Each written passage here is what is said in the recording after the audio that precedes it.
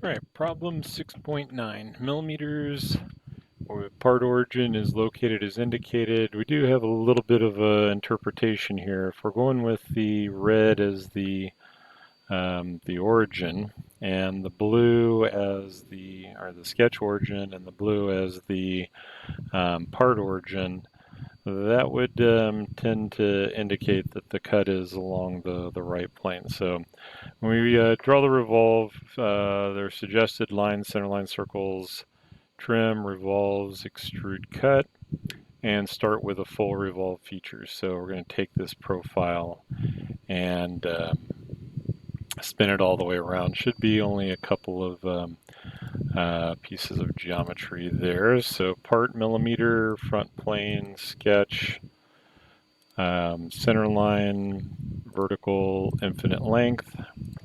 And again, I don't worry too much about trying to back out of those. Every time I tell it not to do a construction line, it ends up being a construction line anyway. So it's easier for me just to escape out of the command and go back into the line as opposed to telling it what I need to do. So 75. So this is a pretty good sized part. And 185 on the height. So 75.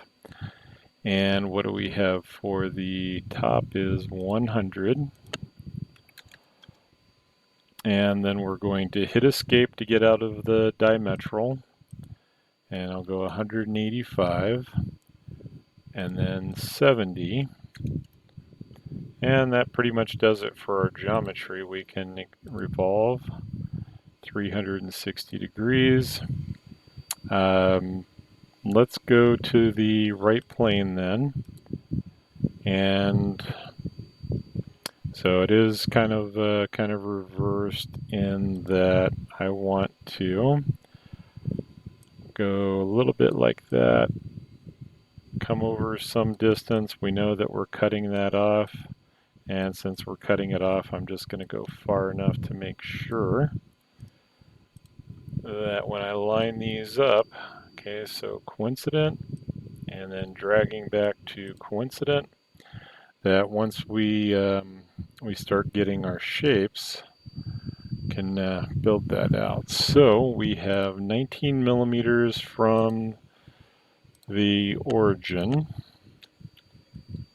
and that's in the top view, and then 25 millimeters back from that line to the cut, and then 40 millimeters for the height. So since that moved on me, that tells me I need to left click, hold down, drag until I see the coincident, and then when I let go, that will give me the geometry. Then we're going to extrude cut.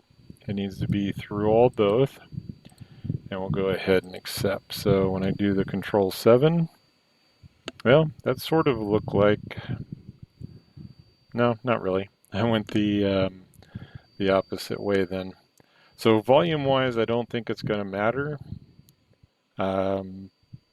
And certainly from the assembly and the drawing, we're going to be able to make selections as long as the geometry is valid. That would, now if we're going to call that the front view though, and the way they have this set up, yeah, I'm going to go with it. All right, so if yours came out a little bit different, then that's going to be fine too. So let's go ahead and pick a sketch on that face. I saw the inference lines, but I doubt that I got a vertical assigned. And then the smart dimension for the circle is 32. And the height is 33 off of the step. All right, since this is going to end up being a through all, let's go ahead and include the rectangle on top.